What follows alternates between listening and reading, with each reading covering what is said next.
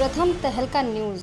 टोहाना में सुभाष बराला के हरियाणा सार्वजनिक ब्यूरो का चेयरमैन बनने पर अभिनंदन समारोह के तहत जगह जगह पर स्वागत का कार्यक्रम किया जाना था, लेकिन इस कार्यक्रम के समानांतर 3 कृषि कानूनों का विरोध कर रहे किसान संगठनों ने भी सुभाष बराला को काले झंडे दिखाकर विरोध करने की घोषणा कर रखी थी, जिसके बाद अचानक दोपहर के समय घटनाक्रम बदला और सूचना मिली कि सुभाष बराला का अभिनंदन कार्यक्रम रद्द हो गया है। वहीं सुभाष बराला ने इसकी वजह जाखल में नगर पालिका चेयरमैन सीमा गोयल के ससुर की आत्महत्या के मामले में शोक बताया।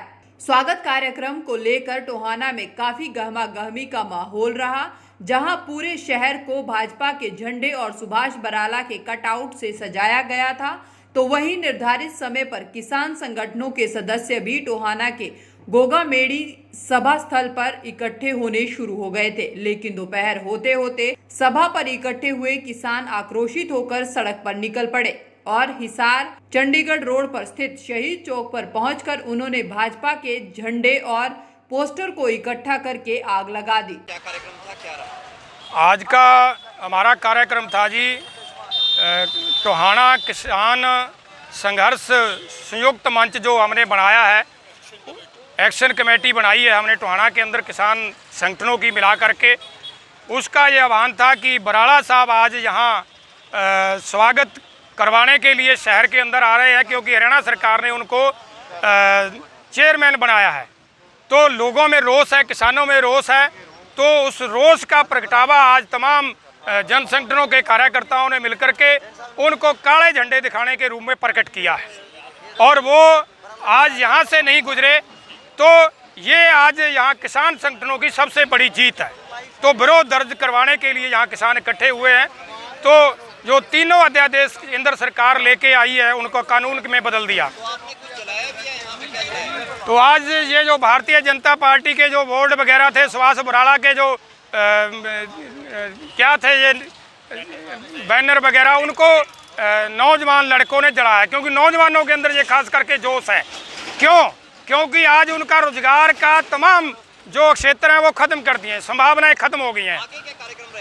तो आगे का कार्यक्रम हमारा विरोध जारी रहेगा और गांव-गांव के अंदर किसान संगठन अपनी अपनी जथेबंदी बनाएंगे और 25 तारीख को यहाँ टोहाना के अंदर, जाखल के अंदर, धारसूल मंडी के अंदर किसान इकट्ठे होकर के ये जो आज के जो रावण है, मोदी, खट्टर, सुभाष बराला, जो तमाम ये जो लोग हैं जो लोगों के जीवन को नरक बनाने की नीतियां लागू कर रहे हैं, उनके पुतले फूकेंगे, रावण का पुतला नहीं फूकेंगे। वहीं सुभाष बराला के निवास स्थान पर कार्यकर्ताओं ने पहुंचकर उन्हें चेयरमैन पद मिलने पर बधाई दी और इस मौके पर पत्रकारों से बात करते हुए सुभाष बराला ने कहा कि उनकी प्राथमिकता रहेगी कि इस पद पर रहते हुए अपनी पूरी निष्ठा और ईमानदारी से पहले की तरह काम किया जाए और पार्टी के पूरे विश्वास को कायम करें, जनसेवा में अधिक से अधिक कार्य करें। किसान का बेटा हूँ, किसानों के बीच में रहा हूँ, किसानों की लड़ाई लंबे समय तक रही है। किसानों की जो दुख समस्या वो हमारी साझी समस्या है। जहाँ तक आज का ये कार्यक्रम बदलाव करने की बात थी, कल दुर्भाग्यपूर्ण तरीके से जाखल में हमारे एक बड़े संघर्ष के साथी भरचंद जी ने दुर्भाग्यपूर्ण तरीके से सुसाइड किया, क्योंकि अभी तक संस्कार उनका नहीं हुआ था, इसलिए इस कार्यक्रम को सीमित किया गया है। मेरे पार्टी के लोग और मेरे परिवार के लोग अभी वहाँ पर उनके निवास पर उपस्थित भी हैं, इसलिए ये कार्यक्रम तो होते रहेंगे। इस प्रकार का कोई सार्वजनिक कार्यक्रम भी करना होगा, बाद में भी वो किया जा सकता है। जहाँ तक पहले भी मिलते रहते, भविष्य में भी अगर कहीं कोई मिलने की बातचीत करने की बात होगी तो की जाए। देखिए, मेरे लिए तो एक ये सामान्य बात है, क्योंकि भारतीय जनता पार्टी के कार्यकर्ता के नाते जिम्मेवारियों का बदलाव समय समय में होता रहता है, लेकिन एक फर्क जरूर है।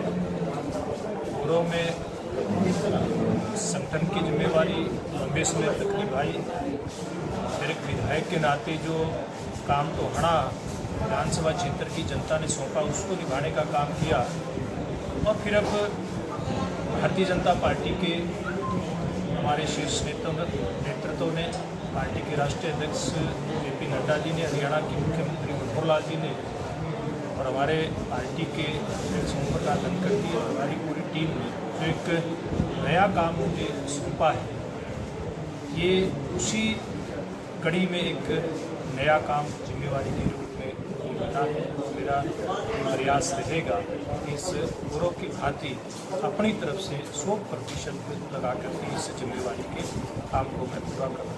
समझता हूँ जिस प्रकार का घटनाक्रम बड़ौदा में हुआ है, आप सब लोग देख रहे हैं। भारतीय जनता पार्टी ने सबसे पहले अपने उम्मीदवार की घोषणा की और हमने जिस प्रकार से केंद्रीय नेतृत्व से बातचीत करके और एक बहुत योग्य उम्मीदवार मैदान के अंदर उतारा है। जहाँ तक दूसरे दलों की बात करें, दूसरे दल तो चुनाव मैदान में आने से पहले ही भाग खड़े हुए। जहाँ तक कांग्रेस पार्टी की बात करें, जिनके हाथ में ये सीट थी, दुर्भाग्यपूर्ण तरीके से उनके विधायक हमारे बीच में नहीं रहे, जिसके कारण से ये चुनाव हो रहा है। तो वो पार्टी आखिर तक असमंजस में रही, जो कहती है कि हम दोबारा से सीट जीतेंगे।